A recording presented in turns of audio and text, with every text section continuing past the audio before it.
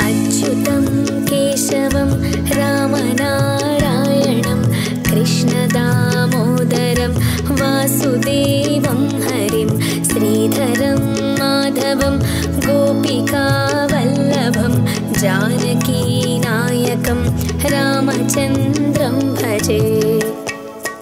अच्युतं केशवं सत्यभामाधवं माधवं श्रीधरं राधिकाराधितं इन्दिरामन्दिरं चेतसा सुन्दरं देवकीनन्दनं नन्दजं संदधे।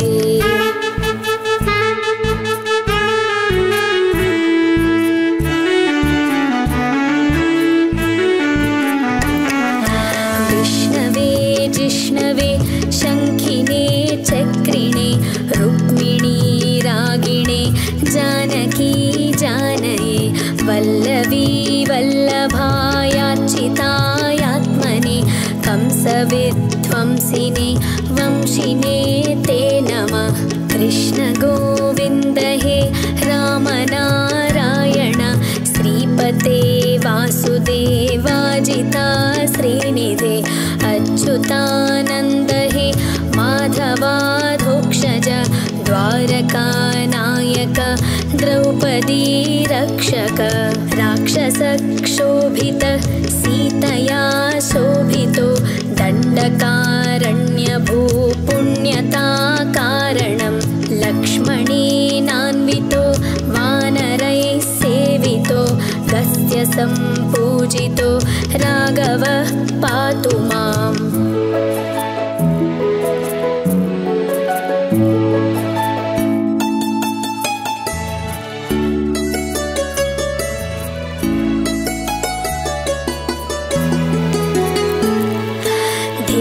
धेनुकारिष्टको निष्टकृद्वेषिणां केशिहा कंसहृद्वंशिकावादक पूतना कोपकः सूरजाखेलनो बालगोपालकः पातु मां सर्वदा।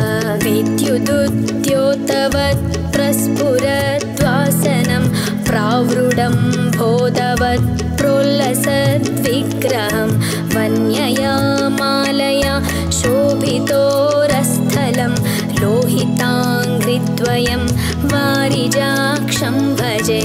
कुञ्चितैः कुन्तलैर्भाजमानाननं रत्नमौळिं लसत्कुण्डलं गण्डयो हारकेयूरकं कङ्कणप्रोज्ज्वलं किङ्किणीमञ्जुलं श्यामलं तं भजे।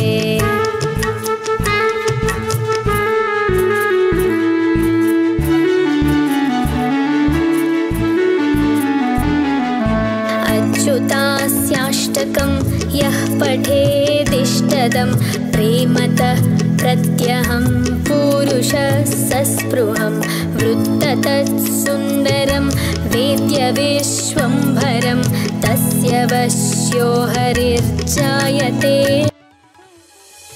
अच्युतं केशवं रामनारायणं कृष्णदामोदरं वासुदेवं हरिं श्रीधरं माधवं गोपिकावल्लभं जानकीनायकं रामचन्द्रं भजे। अच्युतं केशवं सत्यभामाधवं माधवं श्रीधरं राधिकाराधितं इन्दिरामन्दिरं चेतसा सुन्दरं देवकीनन्दनं नन्दजं संदधे।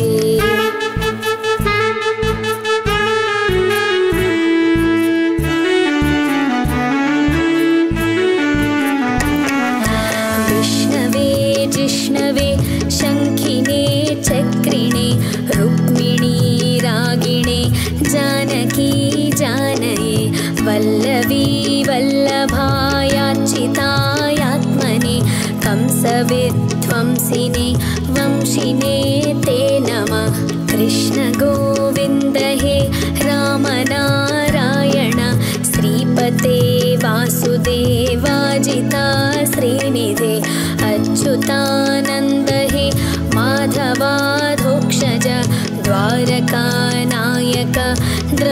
द्रौपदी रक्षक राक्षसक्षोभित सीतया शोभितो दण्डकारण्यभूपुण्यता कारणं लक्ष्मणेनान्वितो वानरैः सेवितो गस्य सम्पूजितो राघवः पातु माम्।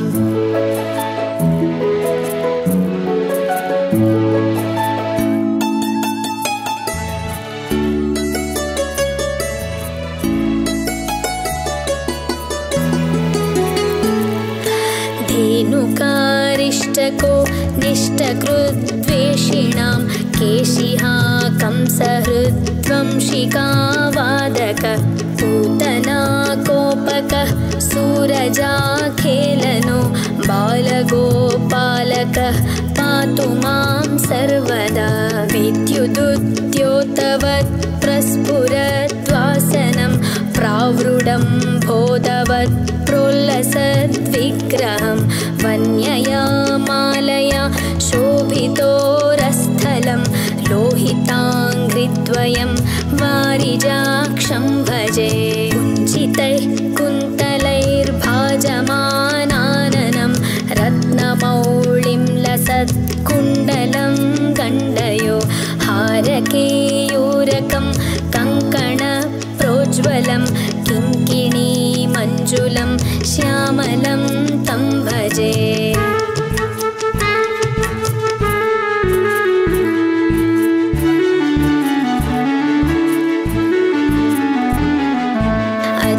अच्युतास्याष्टकं यः पठेदिष्टदं प्रेमतः प्रत्यहं पुरुषः सस्पृहं वृत्ततत्सुन्दरं वेद्यविश्वम्भरं तस्य वश्यो हरिर्जायते। अच्युतं केशवं रामनारायणं कृष्णदामोदरं वासुदेवं हरिं श्रीधरं माधवं गोपिकावल्लभं जानकीनायकं रामचन्द्रं भजे।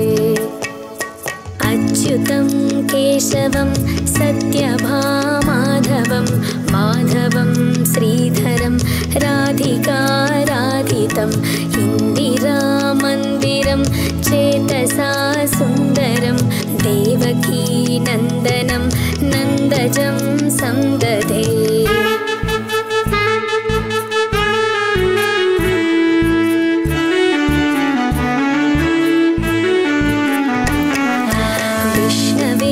जिष्णवे शङ्खिने चक्रिणे रुक्मिणी रागिणे जानकी जानये वल्लवी वल्लभायाच्चितायात्मने कंसविध्वंसिने वंशिने ते नमः। कृष्ण गोविन्द हे राम नारायण श्रीपते वासुदेवाजिता श्रीनिधे अच्युतानन्द हे माधवाधोक्षज द्वारकानायक द्रौपदी रक्षक राक्षसक्षोभित सीतया शोभितो दण्डकारण्यभूपुण्यता कारणं लक्ष्मणेनान्वितो वानरैः सेवितो गस्य सम्पूजितो राघवः पातु माम्।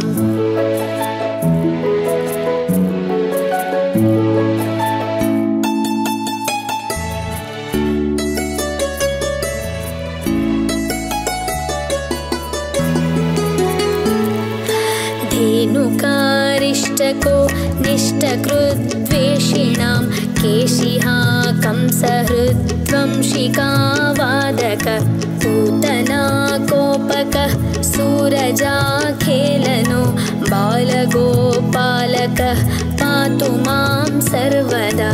विद्युदुद्योतवत् प्रस्फुरद्वासनं प्रावृडं बोधवत् प्रोल्लसद्विग्रहं वन्यया मालया शोभितोरस्थलं लोहिताङ्घ्रिद्वयं वारिजाक्षं भजे।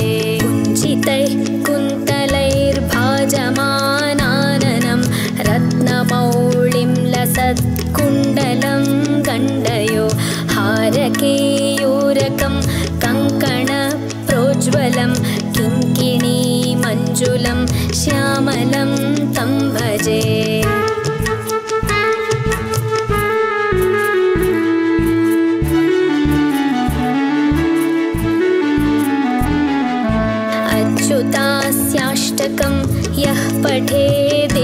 पदं प्रेमतः प्रत्यहं पूरुषः सस्पृहं वृत्ततत्सुन्दरं वेद्य विश्वम्भरं तस्य वश्यो हरिर्जायते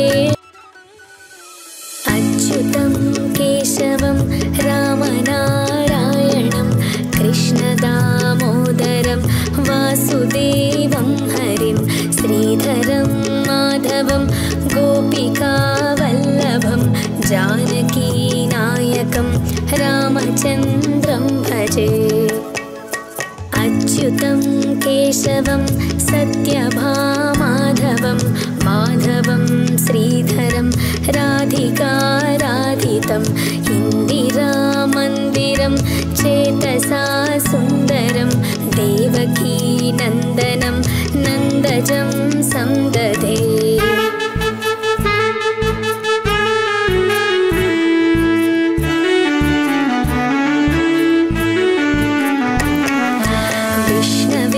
जिष्णवे शङ्खिने चक्रिणे रुक्मिणी रागिणे जानकी जानये वल्लवी वल्लभायाच्युतायात्मने कंसविध्वंसिने वंशिने ते नमः कृष्ण गोविन्द हे रामनारायण श्रीपते वासुदेवाजिता श्रीनिधे अच्युतानन्द हे माधवाधोक्षज द्वारकानायक द्रौपदी रक्षक राक्षसक्षोभित सीतया शोभितो दण्डकारण्यभूपुण्यताकारणं लक्ष्मणेनान्वितो वानरैः सेवितो गस्य सम्पूजितो राघवः पातु माम्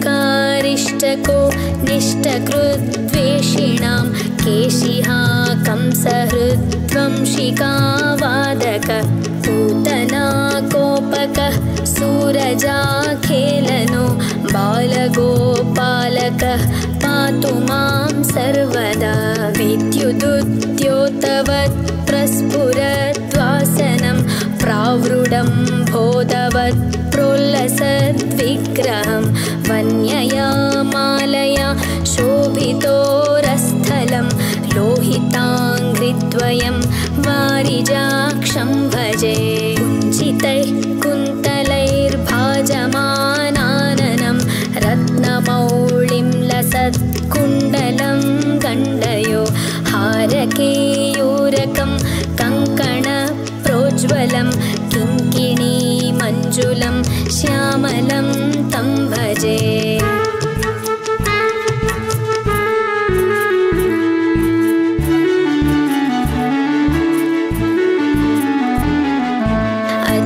अच्युतास्याष्टकं यः पठेदिष्टदं प्रेमतः प्रत्यहं पूरुषः सस्पृहं वृत्ततत्सुन्दरं वेद्य विश्वम्भरं तस्य वश्यो हरिर्जायते अच्युतं केशवं रामनारायणं कृष्णदामोदरं वासुदेवं हरिं श्रीधरं माधवं गोपिकावल्लभं जानकीनायकं रामचन्द्रं भजे अच्युतं केशवं सत्यभामाधवं माधवं श्रीधरं राधिकाराधितं इन्दिरामन्दिरं चेतसा सुन्दरं देवकीनन्दनं नन्दजं संदधे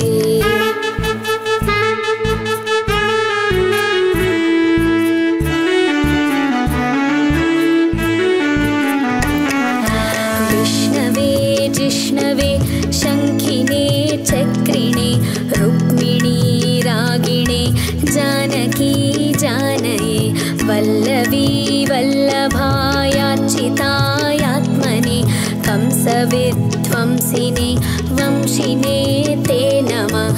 कृष्ण गोविन्द हे राम नारायण श्रीपते वासुदेवाजिता श्रीनिधे अच्युतानन्द हे माधवाधोक्षज द्वारकानायक द्रौपदी रक्षक।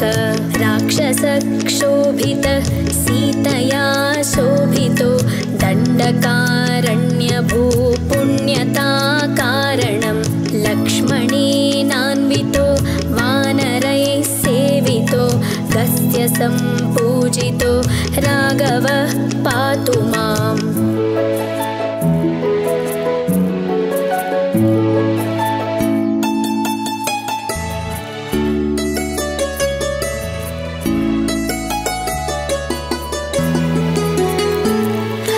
धेनुकारिष्टको निष्टकृद्वेषिणां केशिहा कंसहृद्वंशिकावादक पूतनाकोपकः सूरजाखेलनो बालगोपालकः पातु मां सर्वदा। विद्युदुद्योतवत् प्रस्फुरद्वासनं प्रावृडं बोधवत् प्रोल्लसद्विग्रहं वन्यया मालया शोभितोरस्थलं लोहिताङ्घ्रिद्वयं वारिजाक्षं भजे।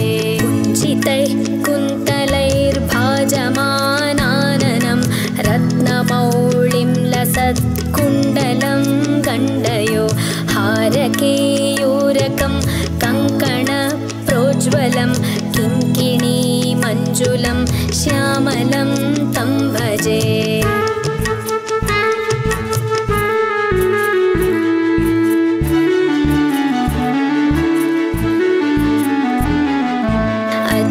अच्युतास्याष्टकं यः पठेदिष्टदं प्रेमतः प्रत्यहं पुरुषः सस्पृहं वृत्ततत्सुन्दरं वेद्यविश्वम्भरं तस्य वश्यो हरिर्जायते। अच्युतं केशवं रामनारायणं कृष्णदामोदरं वासुदेवं हरिं श्रीधरं माधवं गोपिकावल्लभं जानकीनायकं रामचन्द्रं भजे। अच्युतं केशवं सत्यभामाधवं माधवं श्रीधरं राधिकाराधितं इन्दिरामन्दिरं चेतसा सुन्दरं देवकीनन्दनं नन्दजं संदधे।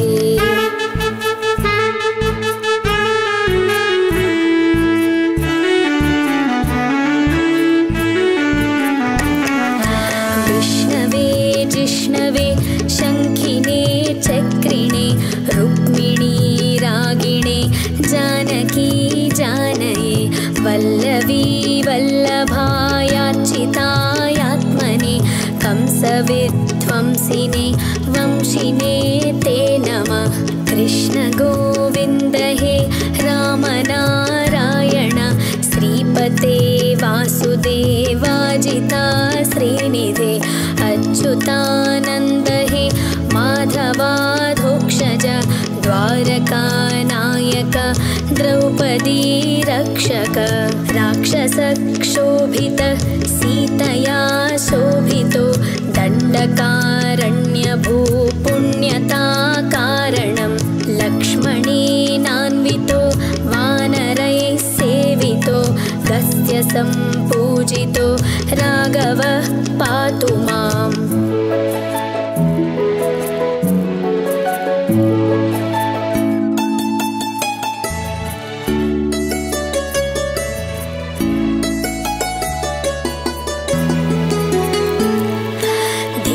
धेनुकारिष्टको निष्टकृद्वेषिणां केशिहा कंसहृद्वंशिकावादक पूतनाकोपकः सूरजाखेलनो बालगोपालकः पातु मां सर्वदा विद्युदुद्योतवत् प्रस्फुरद्वासनं प्रावृडं बोधवत् प्रोल्लसद्विग्रहं वन्यया मालया शोभितोरस्थलं लोहिताङ्घ्रिद्वयं वारिजाक्षं भजे कुञ्चितैः कुन्तलैर्भाजमानाननं रत्नमौळिं लसत्कुण्डलं गण्डयो हारकेयूरकं कङ्कणप्रोज्ज्वलं किङ्किणीमञ्जुलं श्यामलं तं भजे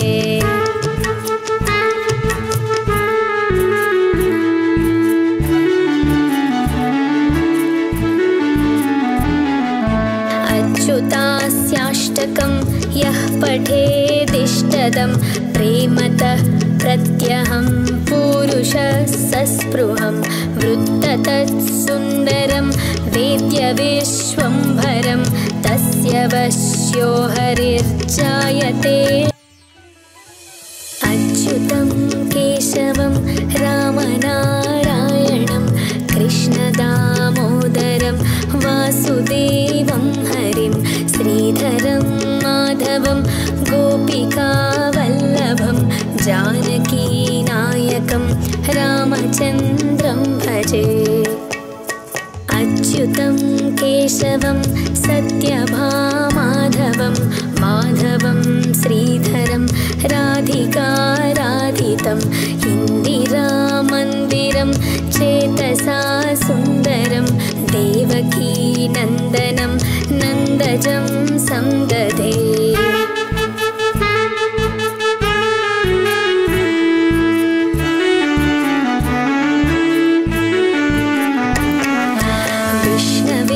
जिष्णवे शङ्खिने चक्रिणे रुक्मिणी रागिणे जानकी जानये वल्लवी वल्लभायाच्युतायात्मने कंसविध्वंसिने वंशिने ते नमः कृष्ण गोविन्द हे रामनारायण श्रीपते वासुदेवाजिता श्रीनिधे अच्युतानन्द हे माधवाधोक्षज द्वारकानायक द्रौपदी रक्षक राक्षसक्षोभित सीतया शोभितो दण्डकारण्यभूपुण्यताकारणं लक्ष्मणेनान्वितो वानरैः सेवितो गस्त्य सम्पूजितो राघवः पातु माम्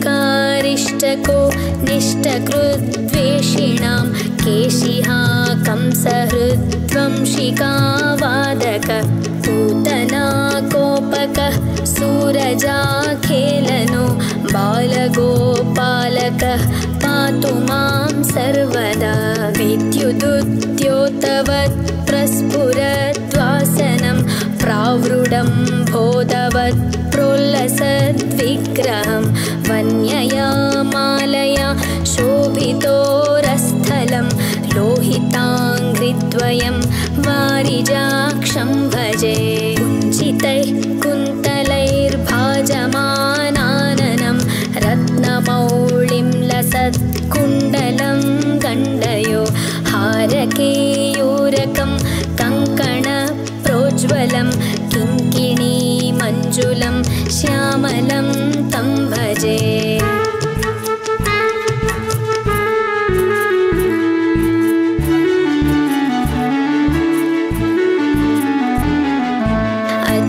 अच्युतास्याष्टकं यः पठेदिष्टदं प्रेमतः प्रत्यहं पुरुषः सस्पृहं वृत्ततत्सुन्दरं वेद्यविश्वम्भरं तस्य वश्यो हरिर्जायते अच्युतं केशवं रामनारायणं कृष्णदामोदरं वासुदेवं हरिं श्रीधरं माधवं गोपिकावल्लभं जानकीनायकं रामचन्द्रं भजे। अच्युतं केशवं सत्यभामाधवं माधवं श्रीधरं राधिकाराधितं इन्दिरामन्दिरं चेतसा सुन्दरं देवकीनन्दनं नन्दजं संदधे।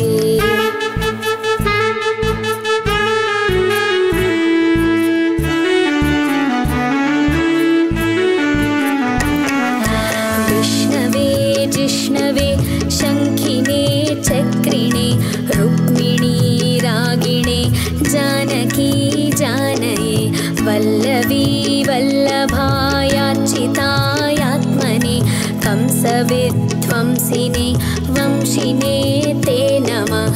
कृष्ण गोविन्द हे राम नारायण श्रीपते वासुदेवाजिता श्रीनिधे अच्युतानन्द हे माधवाधोक्षज द्वारकानायक द्रौपदी रक्षक। राक्षसक्षोभित सीतया शोभितो दण्डकारण्यभूपुण्यताकारणं लक्ष्मणेनान्वितो वानरैः सेवितो गस्य सम्पूजितो राघवः पातु माम्।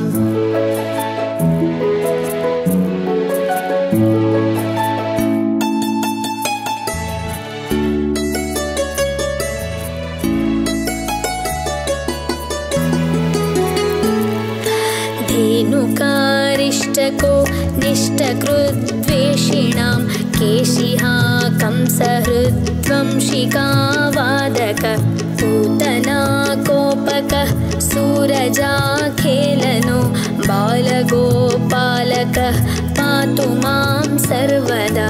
विद्युदुद्योतवत् प्रस्फुरद्वासनं प्रावृडं बोधवत् प्रोल्लसद्विग्रहं वन्यया मालया शोभितोरस्थलं लोहिताङ्घ्रिद्वयं वारिजाक्षं भजे। कुञ्चितैः कुन्तलैर्भाजमानाननं रत्नमौळिं लसत्कुण्डलं गण्डयो हारकेयूरकं कङ्कणप्रोज्ज्वलं किङ्किणी मञ्जुलं श्यामलं तं भजे।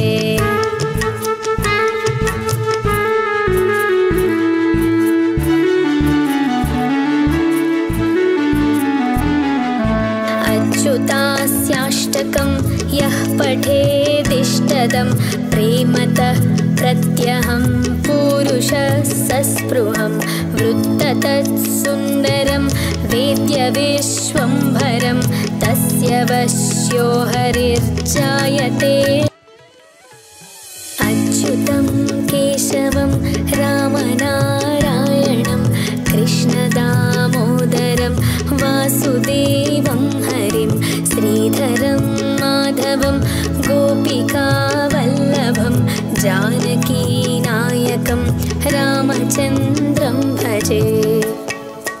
अच्युतं केशवं सत्यभामाधवं माधवं श्रीधरं राधिकाराधितं इन्दिरामन्दिरं चेतसा सुन्दरं देवकीनन्दनं नन्दजं संदधे।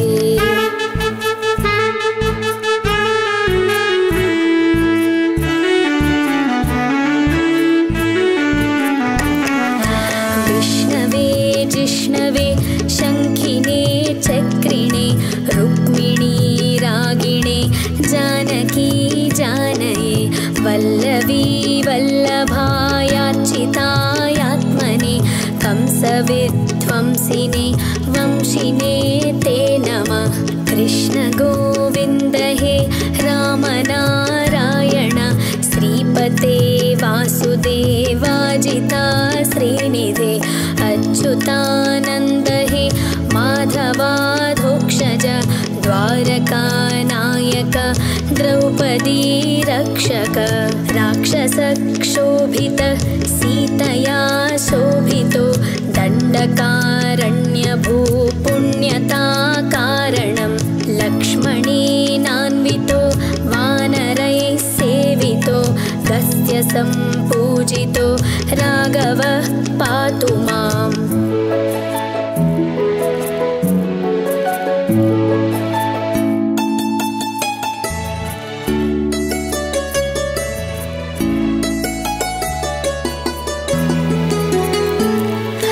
धेनुकारिष्टको निष्टकृद्वेषिणां केशिहा कंसहृद्वंशिकावादक पूतना कोपकः सूरजाखेलनो बालगोपालकः पातु मां सर्वदा। विद्युदुद्योतवत् प्रस्फुरद्वासनं प्रावृडं बोधवत् प्रोल्लसद्विग्रहं वन्यया मालया शोभितोरस्थलं लोहिताङ्घ्रिद्वयं वारिजाक्षं भजे।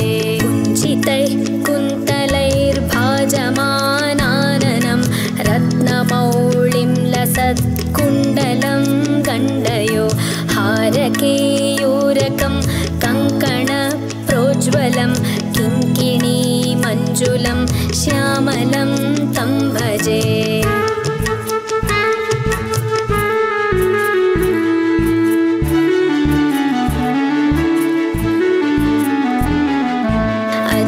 अच्युतास्याष्टकं यः पठेदिष्टदं प्रेमतः प्रत्यहं पुरुषः सस्पृहं वृत्ततत्सुन्दरं वेद्यविश्वम्भरं तस्य वश्यो हरिर्जायते। अच्युतं केशवं रामनारायणं कृष्णदामोदरं वासुदेवं हरिं श्रीधरं माधवं गोपिकावल्लभं जानकीनायकं रामचन्द्रं भजे। अच्युतं केशवं सत्यभामाधवं माधवं श्रीधरं राधिकाराधितं इन्दिरामन्दिरं चेतसा सुन्दरं देवकीनन्दनं नन्दजं संदधे।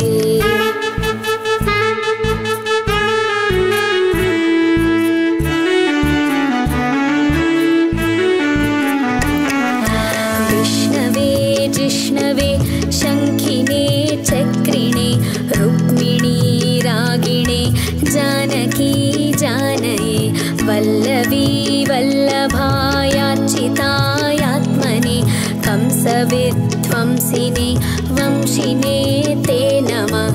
कृष्ण गोविन्द हे राम नारायण श्रीपते वासुदेवाजिता श्रीनिधे अच्युतानन्द हे माधवाधोक्षज द्वारकानायक द्रौपदी रक्षक राक्षसक्षोभित सीतया शोभितो दण्डकारण्यभूपुण्यताकारणं लक्ष्मणेनान्वितो वानरैः सेवितो गस्त्य सम्पूजितो राघवः पातु माम्।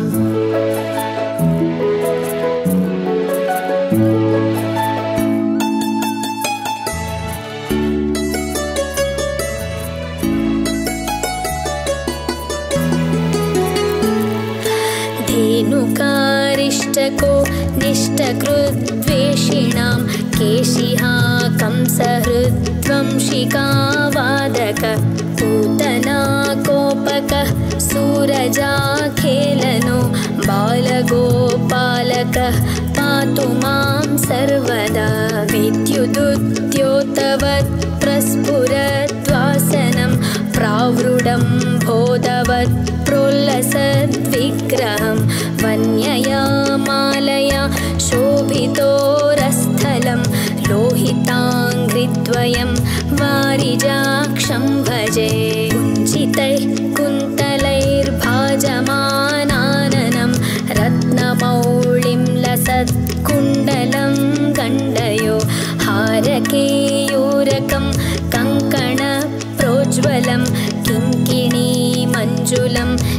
श्यामलं तं भजे।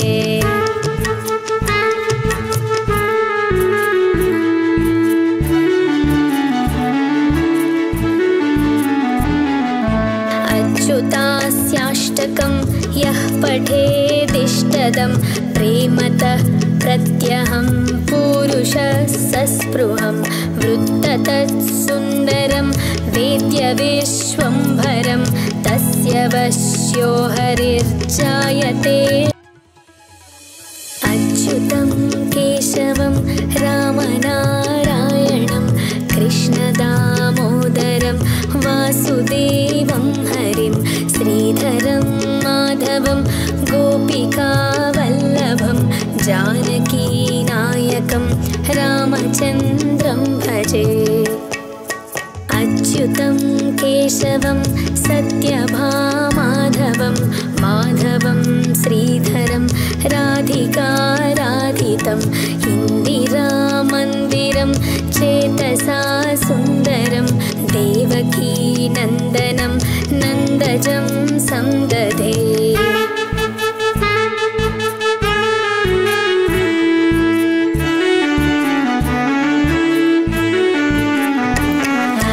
विष्णवे जिष्णवे शङ्खिने चक्रिणे रुक्मिणी रागिणे जानकी जानये वल्लवी वल्लभायाच्युतायात्मने कंसविध्वंसिने वंशिने ते नमः।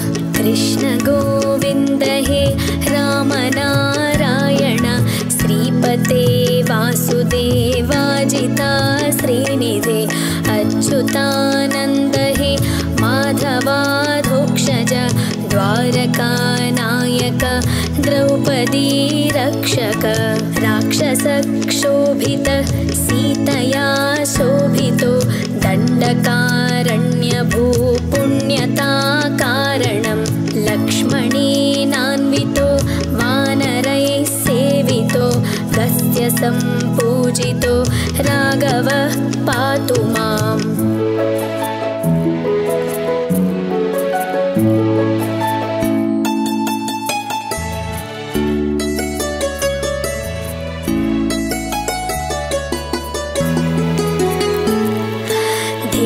धेनुकारिष्टको निष्टकृद्वेषिणां केशिहा कंसहृद्वंशिकावादक पूतना कोपकः सूरजाखेलनो बालगोपालकः पातु मां सर्वदा। विद्युदुद्योतवत् प्रस्फुरद्वासनं प्रावृडं बोधवत् प्रोल्लसद्विग्रहं वन्यया मालया शोभितोरस्थलं लोहिताङ्घ्रिद्वयं वारिजाक्षं भजे। कुञ्चितैः कुन्तलैर्भाजमानाननं रत्नमौळिं लसत्कुण्डलं गण्डयो हारकेयूरकं कङ्कणप्रोज्ज्वलं किङ्किणीमञ्जुलं श्यामलं तं भजे।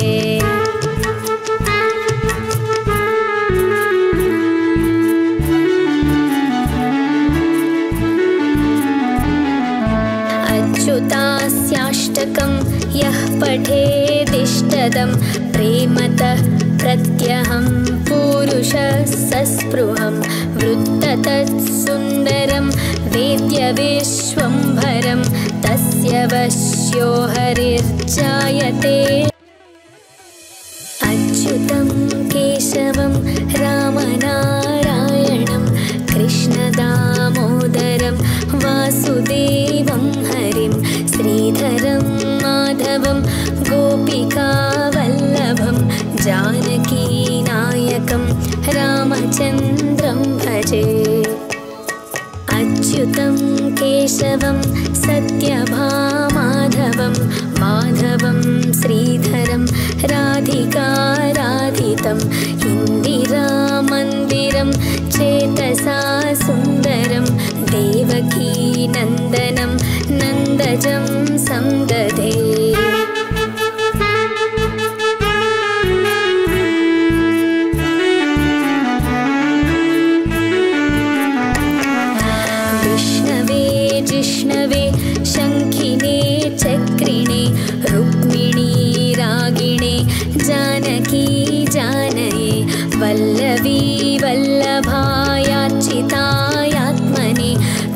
कंसविध्वंसिने वंशिने ते नमः।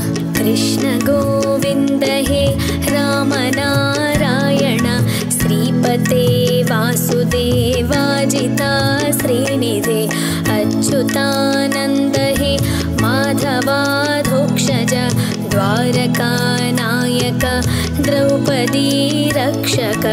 राक्षसक्षोभित सीतया शोभितो दण्डकारण्यभूपुण्यताकारणं लक्ष्मणेनान्वितो वानरैः सेवितो गस्य सम्पूजितो राघवः पातु माम्।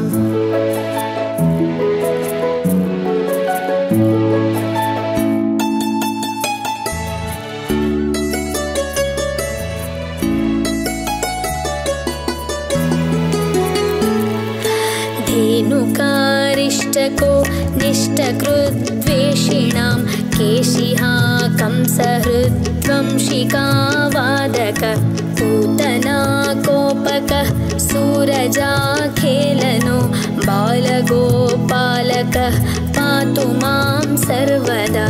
विद्युदुद्योतवत् प्रस्फुरद्वासनं प्रावृडं बोधवत् प्रोल्लसद्विग्रहं वन्यया मालया शोभितोरस्थलं लोहिताङ्घ्रिद्वयं वारिजाक्षं भजे। कुञ्चितैः कुन्तलैर्भाजमानाननं रत्नमौळिं लसत्कुण्डलं गण्डयो हारकेयूरकं कङ्कणप्रोज्ज्वलं किङ्किणीमञ्जुलं श्यामलं तं भजे।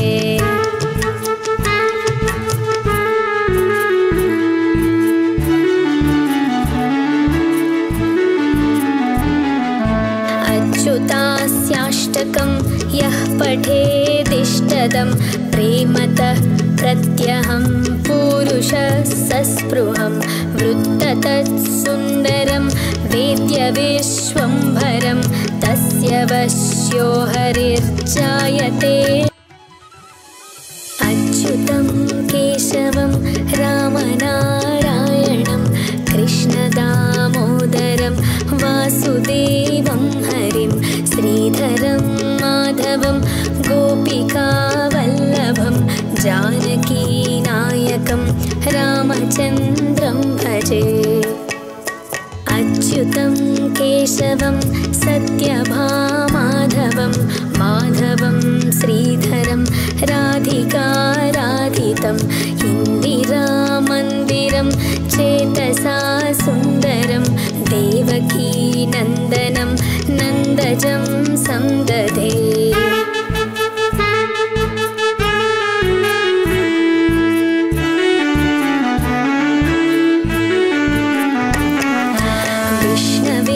जिष्णवे शङ्खिने चक्रिणे रुक्मिणी रागिणे जानकी जानये वल्लवी वल्लभायाच्युतायात्मने कंसविध्वंसिने वंशिने ते नमः। कृष्ण गोविन्द हे राम नारायण श्रीपते वासुदेवाजिता श्रीनिधे अच्युतानन्द हे माधवाधोक्षज द्वारकानायक द्रौपदी रक्षक। राक्षसक्षोभित सीतया शोभितो दण्डकारण्यभूपुण्यताकारणं लक्ष्मणेनान्वितो वानरैः सेवितो गस्य सम्पूजितो राघवः पातु माम्।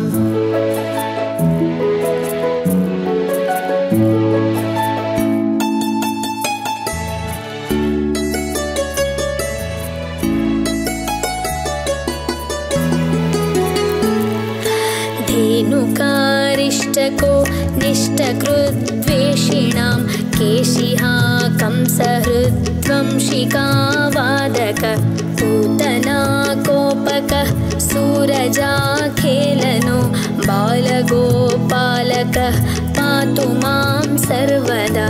विद्युदु भोगवत् प्रस्फुरद्वासनं प्रावृडं बोधवत् प्रोल्लसद्विग्रहं वन्यया मालया शोभितोरस्थलं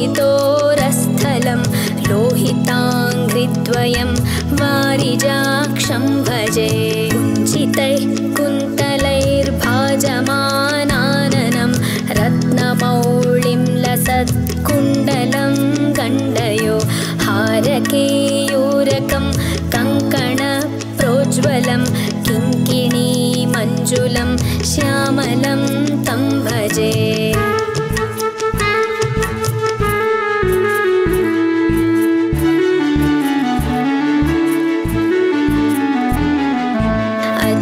अच्युतास्याष्टकं यः पठेदिष्टदं प्रेमतः प्रत्यहं पुरुषः सस्पृहं वृत्ततत्सुन्दरं वेद्यविश्वम्भरं तस्य वश्यो हरिर्जायते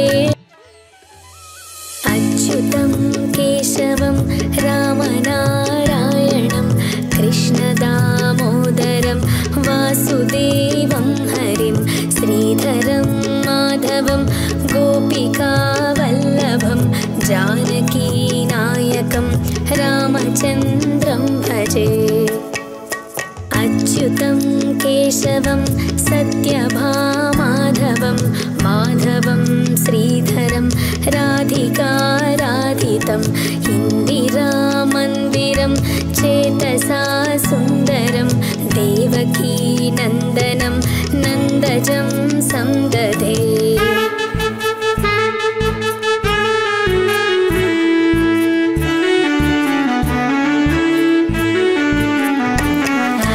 विष्णवे जिष्णवे शङ्खिने चक्रिणे रुक्मिणी रागिणे जानकी जानये वल्लवी वल्लभायाच्युतायात्मने कंसविध्वंसिने वंशिने ते नमः कृष्ण गोविन्द हे रामनारायण श्रीपते वासुदेवाजिता श्रीनिधे अच्युतानन्द हे माधवाधोक्षज द्वारकानायक द्रौपदी रक्षक राक्षसक्षोभित सीतया शोभितो दण्डकारण्यभूपुण्यताकारणं लक्ष्मणेनान्वितो वानरैः सेवितो गस्य सम्पूजितो राघवः पातु माम्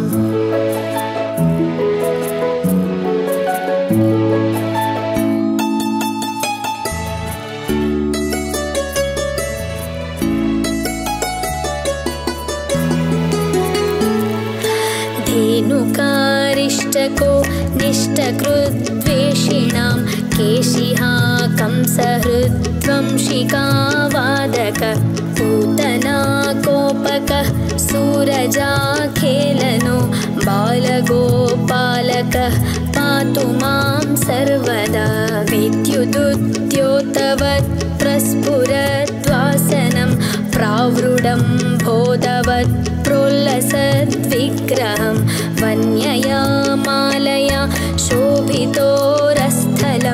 लोहिताङ्घ्रिद्वयं वारिजाक्षं भजे कुञ्चितैः कुन्तलैर्भाजमानाननं रत्नमौळिं लसत्कुण्डलं गण्डयो हारकेयूरकं कङ्कणप्रोज्ज्वलं किङ्किणीमञ्जुलं श्यामलं तं भजे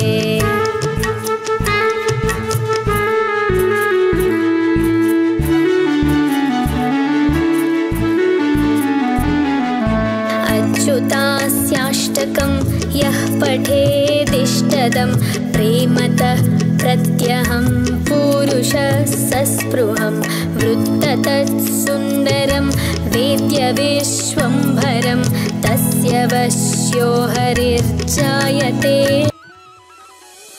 अच्युतं केशवं रामनारायणं कृष्णदामोदरं वासुदेवं हरिं श्रीधरं माधवं माधवं गोपिकावल्लभं जानकीनायकं रामचन्द्रं भजे अच्युतं केशवं सत्यभामाधवं माधवं श्रीधरं राधिकाराधितं इन्दिरामन्दिरं चेतसा सुन्दरं देवकीनन्दनं नन्दजं संदधे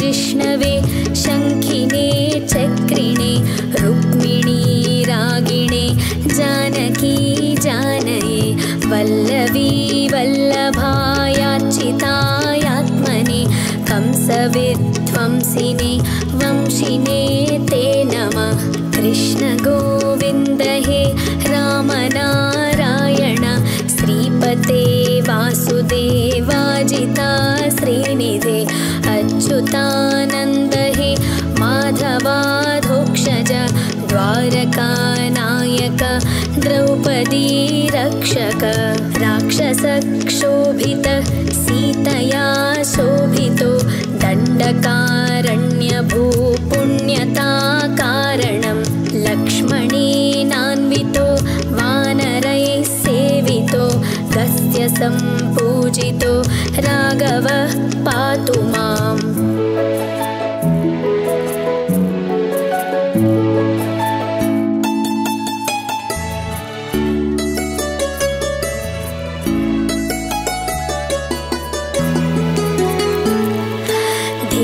धेनुकारिष्टको निष्टकृद्वेषिणां केशिहा कंसहृद्वंशिकावादक पूतना कोपकः सूरजाखेलनो बालगोपालकः पातु मां सर्वदा विद्युदुद्योतवत् प्रस्फुरद्वासनं प्रावृढं बोधवत् प्रोल्लसद्विग्रहं वन्यया मालया शोभितोरस्थलं लोहिताङ्घ्रिद्वयं वारिजाक्षं भजे कुञ्चितैः कुन्तलैर्भाजमानाननं रत्नमौळिं लसत्कुण्डलं गण्डयो हारकेयूरकं कङ्कणप्रोज्ज्वलं किङ्किणीमञ्जुलं श्यामलं तं भजे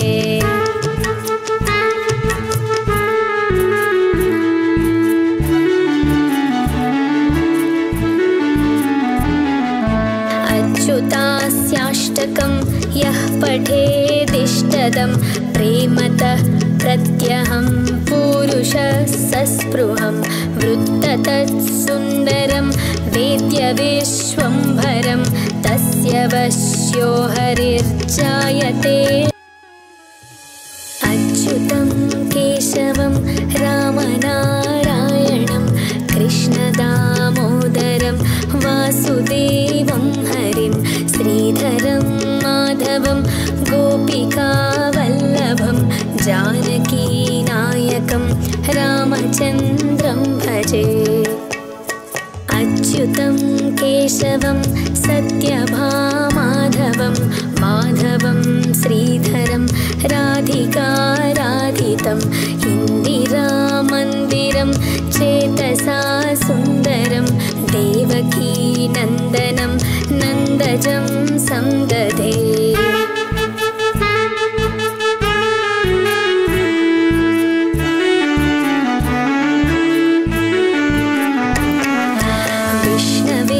जिष्णवे शङ्खिने चक्रिणे रुक्मिणी रागिणे जानकी जानये वल्लवी वल्लभायाच्युतायात्मने कंसविध्वंसिने वंशिने ते नमः कृष्ण गोविन्द हे रामनारायण श्रीपते वासुदेवाजिता श्रीनिधे अच्युतानन्द हे माधवाधोक्ष द्वारकाधोक्षज द्वारकानायक द्रौपदी रक्षक राक्षसक्षोभित सीतया शोभितो दण्डकारण्यभूपुण्यता कारणं लक्ष्मणेनान्वितो वानरैः सेवितो गस्य सम्पूजितो राघवः पातु माम्।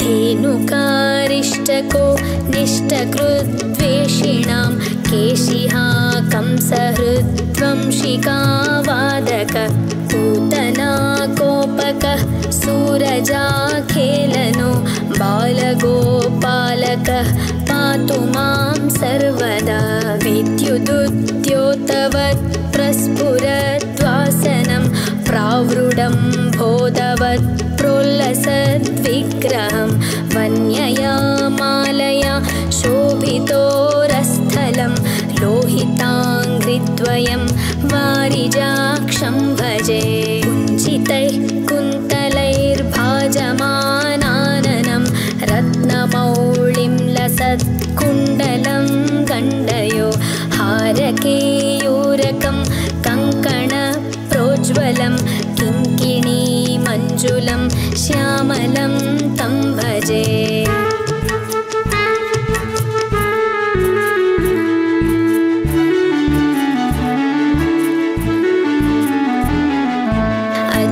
अच्युतास्याष्टकं यः पठेदिष्टदं प्रेमतः प्रत्यहं पुरुषः सस्पृहं वृत्ततत्सुन्दरं वेद्यविश्वम्भरं तस्य वश्यो हरिर्जायते। अच्युतं केशवं रामनारायणं कृष्णदामोदरं वासुदेवं हरिं श्रीधरं माधवं गोपिकावल्लभं जानकीनायकं रामचन्द्रं भजे। अच्युतं केशवं सत्यभामाधवं माधवं श्रीधरं राधिकाराधितं इन्दिरामन्दिरं चेतसा सुन्दरं देवकीनन्दनं नन्दजं संदधे।